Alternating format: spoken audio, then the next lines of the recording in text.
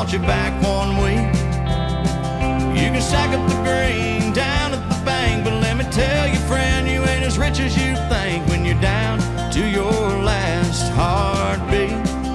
Time makes money look cheap.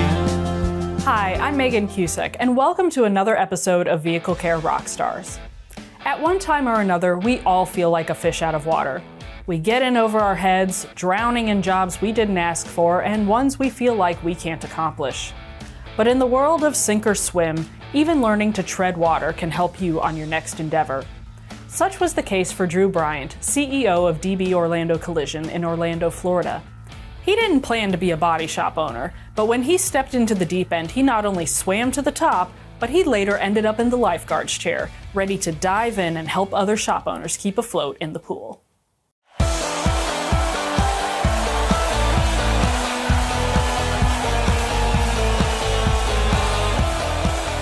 Can you tell us about how you got started in the collision industry and, your family's history with it? For sure. So little to no history from the family side within the business per se. On my father, my mother, they both have had the same job for 30 some years. They're far from risk takers. Ironically, I was a dishwasher at Panera Bread as my first job, and worked my way up to a regional training manager after 6.5 years with the company. And I was young, just grind, grit, work. I would just work endless hours, right? And I ended up transitioning to Gainesville. My wife went to UF for nursing school, and while we were there, I was covering the bills, covering the rent, and working at Panera. And I did all of the company orientation on Saturday mornings in a hotel auditorium every Saturday like clockwork. And the first few of those I was pretty nervous, but it became fluid after a while, and I really started to enjoy it. And long story short, I was working in a store one day, and Gainesville, that market being a college area, I always had a passion for like car audio and custom car stuff. And I grew up next to a guy that owned a car stereo shop and did a lot of fiberglass work for Disney. He would make the Pinocchio heads or the Winnie the Poohs at the time, whatever. And so I learned a lot about fiberglass castings and silicones and things. And this was right around when iPads were becoming really popular. And in a little bit of spare time that I had outside of Panera, I would take on my apartment porch, which I actually have some pictures. It's pretty neat to look back and kind of reminisce on. But I would fiberglass these dashboards to hold iPads in your car. Oh. And you would essentially, I was selling them online, and you'd go on, you'd buy this dash, you'd click it in and slide your iPad into it, and you'd have that be your infotainment center in your vehicle. And I started to sell a few of those, started to do some car stereo stuff internally, on a local site in Gainesville. Made some t-shirts, and it was just more of a hobby, just kind of messing around. And her uncle, which is a very successful entrepreneur, entertainment, nightclubs, concert venues, actually got started originally in a body shop in Miami, and they transitioned the family to Orlando. And I'd only known him 3 or 4 years at the time, but he called me randomly one day, and I'm working in the store, and he says, hey, listen, what are you doing? I said, well, I'm working, I got a line out the door.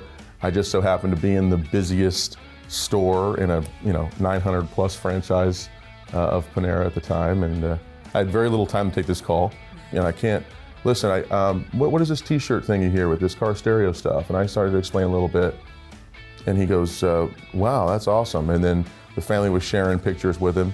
And then it wasn't 30 minutes, he called me and he said, look, call your boss and tell her that's it, you're leaving. And I said, listen, that's not taking place. And I said, that's totally out of character for me. I got 6 years invested here, and I'm just not, if I'm making a decision to do anything, one, it's not gonna be from my hip like this. And two, I'm gonna give them the time to be able to reset, reposition, fill my role. And he kept calling. I called both of my parents, obviously they probably weren't the best people to call in that time, right? They're generally not risk takers, so they're, once again, they're going, I don't know, it's not a good idea. You're making an honest salary, keep doing what you're doing. And somehow this man convinced me to call my boss, and I told her she had an hour to get there, and I'll explain later, but I'm gonna go. And sure enough, I packed a bag and got back from Gainesville, and he told me, he said, listen, we'll have a meeting with the attorney tomorrow. I'll walk you through everything. We can really get this thing. You have everything that it takes to get the business started. And I'm like, okay. So I'm preparing for this meeting, and I'm getting all ready to go to Orlando. And I get there, and he cancels.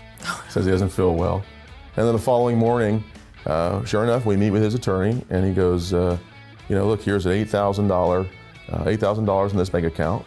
I need you to have me a location by the end of the day. And I said, well, what about all this advice? What about all, what am I supposed to, and he goes, stay honest and stay humble, everything else will fall in line. And I said, okay. And sure enough, he had a compressor delivered to an address that I gave him, and the intent was to open a car stereo shop that, did custom fab on a higher end scaled level, and really a lot of integration. The technology wasn't where it is today, but there were definitely some challenges that people that were in that industry were facing with adapting the CAN bus systems and the infotainments into the aftermarket. And I was pretty witty in that field, so I was spending time there. But in that time frame, I got exposed to what was going on in the collision industry, and just kind of transitioned into building a facility that was everything that I wish I had I had gotten in an accident. Okay, very cool. So you were with Panera for 6 years. What lessons did you learn from working there that you were able to apply to working in collision? Because those seem like two different skill sets there, but I imagine there's got to be some overlap. For sure, yeah, far more than I realized at the time. That's for sure, and I'm assuming it's what what he saw in me, being an entrepreneur himself. But at Panera, that whole grind up, they were incredibly process oriented, right?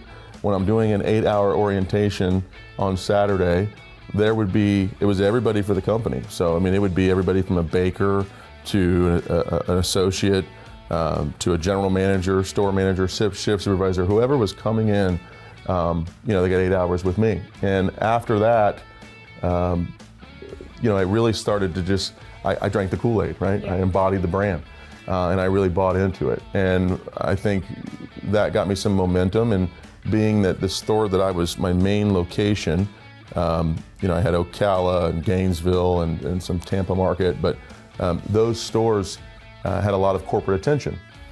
And naturally, as I climbed the ladder, I had to attend a corporate meeting in Tampa for the franchise. And I remember getting incredibly sick every night before, because I was young.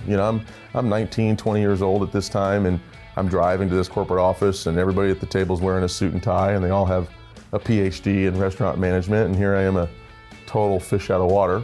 But I underestimated what I was absorbing at the time when it comes to process implementation and process development, and really accountability to the company standards and what culture was, and really getting everybody to buy into the brand. And all of that absorption, if you will, over those years, it just influenced an instinction, right, for me, that the way that I instinctively approach a problem or address conflict or work through a hurdle within the business. As I got into business for myself, I started to realize that wasn't so, it wasn't so traditional, right?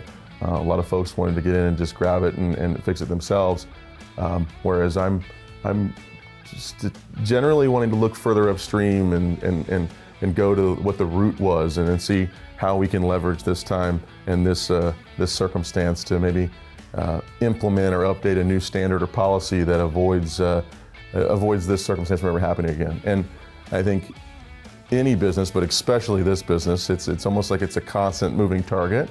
and just as it's stimulating to as you develop solutions and as your teams work on addressing conflict within the store, it always seems like there's a new widget and you have to continue to adapt, and that for me is very I get stimulated by that, and really taking that mentality and being able to kind of influence others and push others, whether it's internal or external to our team, push those people to the maximum capacity, right?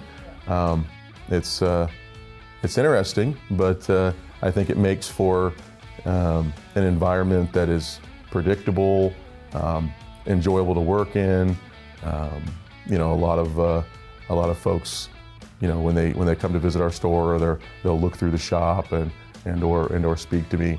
To me, I'm just giving you what my opinion would be on something, right? And it's amazing how much just the structure of a restaurant environment and or a franchise like that has influenced in the business so far.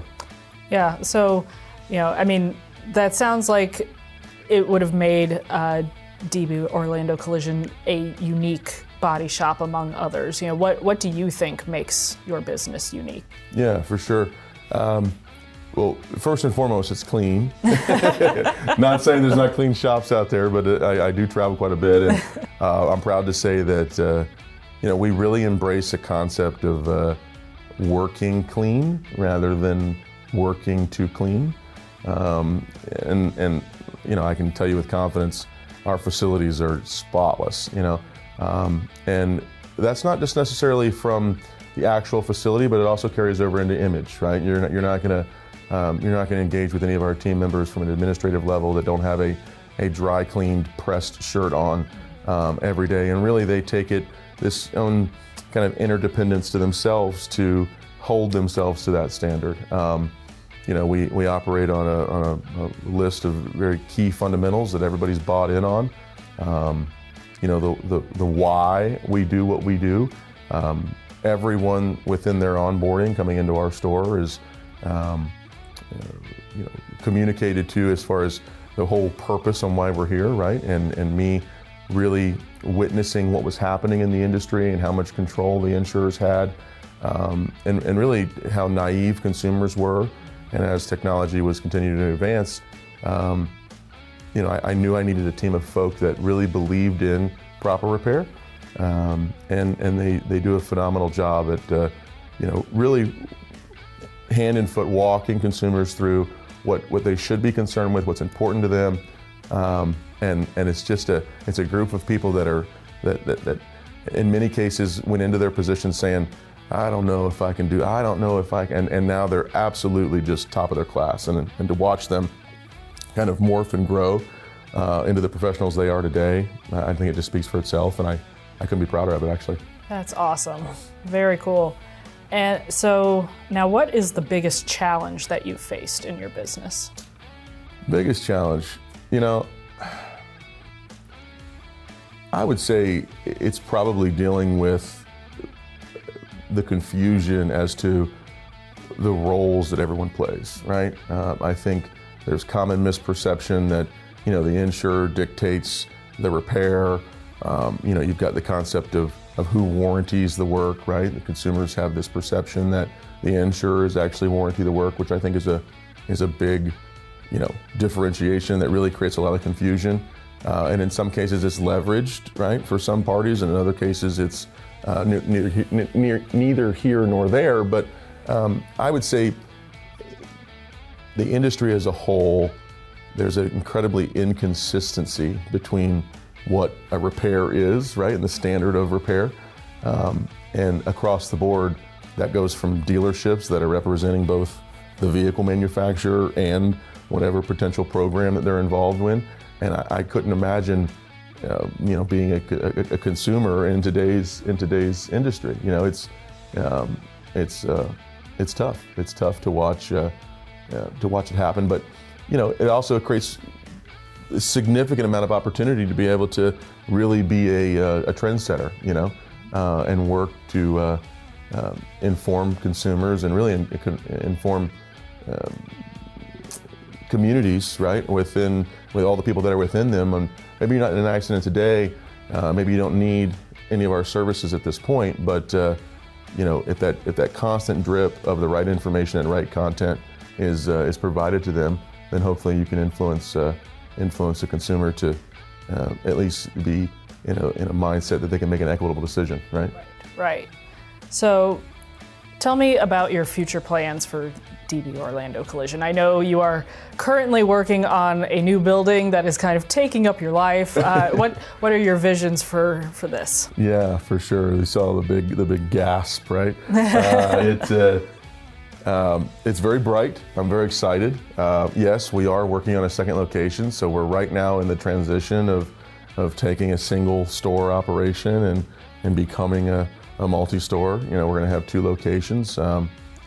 First location's roughly about 11,000 square foot, and our new location is over 30,000 square feet. We've got elevators in the office and 4 acres of parking, and the perfect canvas to really be a resource in our market, and being able to bring in ADOS and mechanical and all of these resources. But I think what I'm most excited about is we've got the way we've designed this layout is we got about 10,000 square feet, a little more actually, 11,000 square feet worth of just state-of-the-art like training centers and video rooms and everything that we would need to be able to really leverage to get the message out, right? And if I can, I think we want to start on a local market first. I want to get as many shops in the store as possible, and my vision is to have a well-oiled running facility below us while we're influencing the rest of the industry on a local side in the positive direction, networking with peers. I'm the president of Florida Auto Body Association, so the association for Florida has really kicked off. We've got a lot of momentum. I'm hoping to get a lot of those folks in the room and really just leverage the competency of the right professionals in the same room, all kind of rowing the boat in the same direction, and see how big we can get this thing. Yeah, absolutely. Now, so you've obviously become very successful at an early age, but how did that impact you? How did that, realization of, a lot of these dreams so early on affect you? Yeah, so I'm not one to really celebrate wins. It's probably a bad thing for me.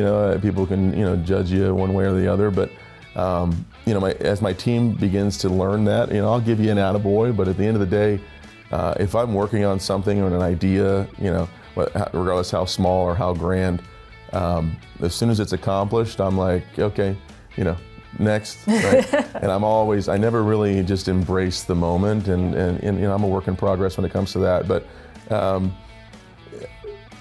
look, I was an only child. There was a lot of adults that were around when I was growing up, and I didn't have much of imagination. I didn't watch cartoon. I didn't do much Lego, right? Whatever it was that I was doing was generally a few ticks above what I probably should be interested in. So, even at Panera days, I was 17, 18, 19 years old, managing people that were, 2.5 times my age. So I don't think I've ever looked and said, man, we've done a lot in just the time frame that I'm in. It's something that I feel like I have to be reminded, right? Folks that are far senior to me, maybe been there, done that, whether it's a medical professional and a therapist or whatever it is, I go, Drew, take a deep breath, smell the roses, right? And like I said, I'm a work in progress in that area, but I love every minute of it. I enjoy everything. Okay, building, we got the building, on to the next. What's next, Okay, well, now I have to know what you do when you do calm down and smell the roses. What do you like to do for fun? Yeah, it's once again influenced by a medical professional, but 5-6 years into the business, my whole life, it's grind, go. And I was raised relatively blue collar. I definitely didn't go, without, but things of excess, just really weren't there. And I made the mistake of getting lost somewhere within the business to where I was chasing the almighty dollar. And 5-6 years in, I found myself, back to being young. I had already bought and sold every project car, right, that I ever wanted to own. My wife was driving her dream car. I had my dream car. We live in our dream home. We got 2 beautiful children. And the monetary aspect of life, my boxes were all checked. And here I am 30 years old and going, okay, money in the account, and it was very empty. I don't think I've ever felt more lost and confused. And through suggestion, I went to a significant amount of therapy, and they said, Drew, relax, you're gonna kill yourself, And for me, I'm going, why? This is what I enjoy. My happy place is my office, and you gotta establish some balance. So as a kid, I raced, I would play with remote control cars, and I really enjoyed that. And they suggested, well, why don't you just try that out? And I was always intimidated to go and actually race them. I would always just tinker at the house. And I went and visited a local RC track, and the rest was history. I fell in head over heels. Now I've got a 40-foot toy hauler and a mobile hobby shop. And if I'm not in the office, I'm at a racetrack for remote control toy cars as a grown adult, and I could not enjoy it more. That's awesome. It's a group of folk it's a very eclectic group of people, and it's always a positive environment. It's always, get kind of taking some scenery. They're generally in the country, and you're kind of away from civilization a little bit. So it checks quite a few boxes for me, and it's a total disconnect, but it still stimulates that competitive drive within me. And so to answer your question in short form, I would most definitely be racing an RC car if I wasn't in the office. Yeah. Nice. Now, being that your hobby is also with some form of car, not the life-size ones, but the little ones, is there, any crossover there with collision repair? Or? Yeah, most definitely. So I mean, the chemistry of a car, the way it performs, tuning it, and all of that, most definitely carries over. And really, I would say from a diagnosing a problem, right?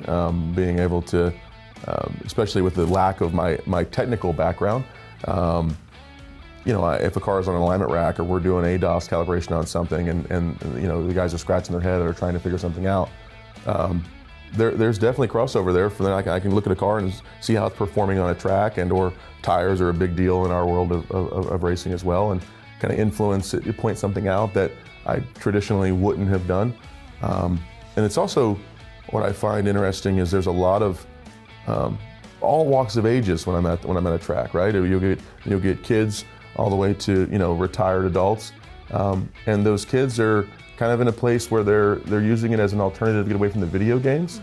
And I can tell you already, just in the few years that I've been back into the hobby, several kids that I've been able to influence and kind of coach them on how to tune the car and how to work through the car, simply with all of my kind of background of cars and/or experience to the hobby that I really find is stimulating as well, right? Being able to kind of mentor a young guy that knows how to play Call of Duty really well, but maybe doesn't have the skill set that he can apply to a physical job. And it's amazing how a hobby, something like that, can cross over and influence maybe a career path. Yeah, absolutely. Well, and so I'm picking up here kind of a train of, or a pattern, this liking, mentoring the kids there, or training, other collision repair owners, that seems to be key to you here. Is that, not to feed you an answer here, but is that something you see for your professional legacy, or how do you see your professional legacy turning out? Yeah, absolutely. I mean, I can't tell you, if you were to ask me why I continue to do what we do, by far it is that. It's the people.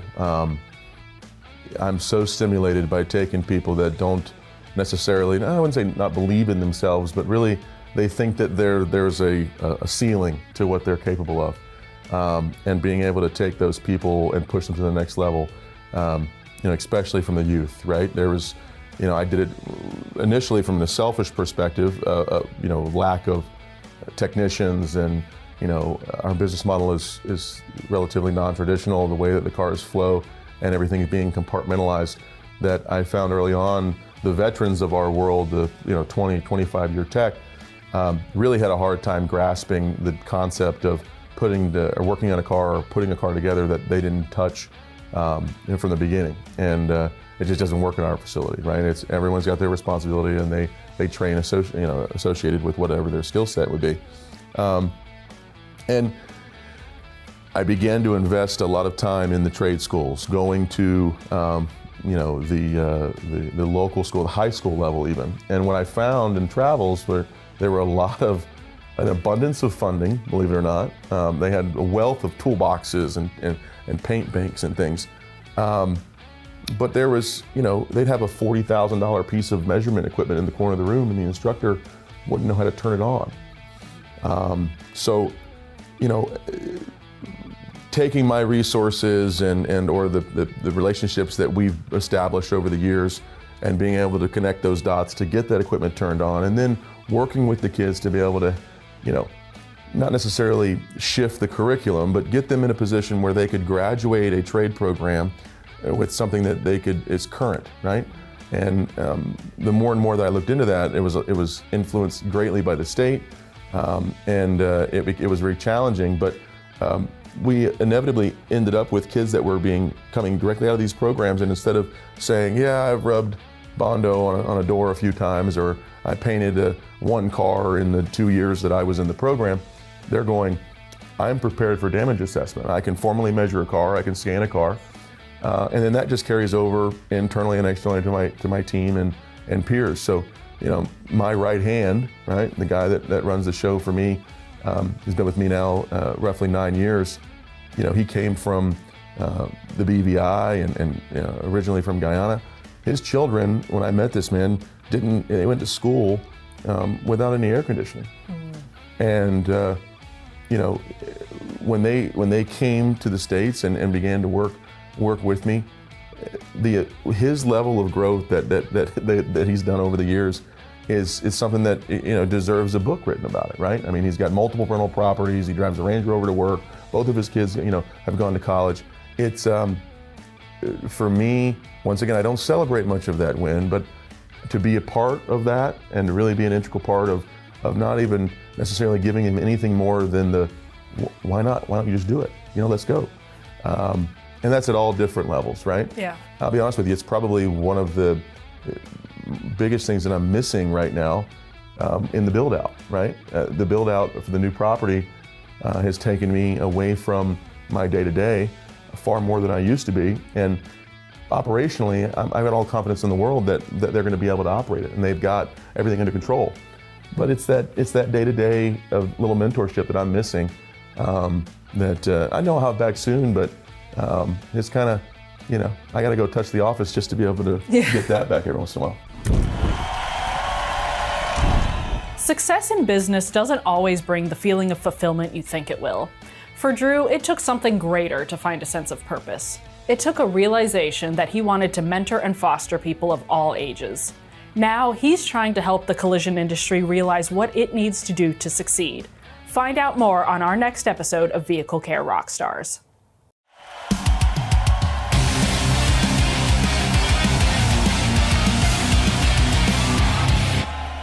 All right, Drew, we're going to play a little game called B-Sides to get to know you better. I'm going to give you a series of choices, and you tell us which ones you prefer. Are you ready? Bring it on. All right, let's start with some general questions. Beach or mountains? Mountains. Take a drive or go to the gym? Drive. All right. Relax at home or on a getaway vacation? I'm going to be at home. Okay. Would you race a car or race an RC car?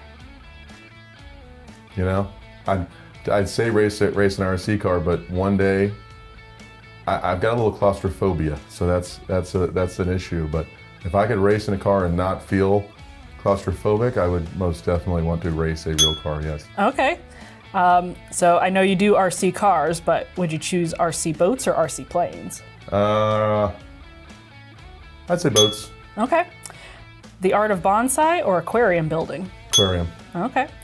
Mercedes-Benz G-Wagon or Land Rover Range Rover? I'd say Range. The Okay. G-Wagon was a complete flop for me. I had to get it, and I didn't keep it for 90 days. Okay, okay. Short-lived. VW Bug or VW Bus? Bus for sure. It's the only car I held on to. Okay. Now this is Vehicle Care Rockstars, so let's move on to your musical tastes. Country or classic rock? I'd say country. Okay. Classic country or modern country? Classic country or modern? Definitely classic. Okay. Garth Brooks or Taylor Swift? Taylor all day. Oh, okay. Have you been to a Taylor Swift concert? Most definitely. How much would you pay to go to a Taylor Swift You concert? don't want to know what I've already paid. The wife's a big fan, and naturally, I've fallen. It's hard to not respect what that girl's got going. Okay, very cool. Luke Combs or Chris Jansen? I'd say Luke. All right. First concert you attended? First concert was Garth. Last concert you attended? The last concert I attended was Taylor. All right. Best concert you attended? Best concert I attended, I've been to a few. I would probably say Taylor. It's just impressive. It's really impressive. Second to that, though, pretty close would be AC/DC. Nice. Well, Drew, you're a rock star. Thank you so much. Thank you so much. I appreciate it, Megan.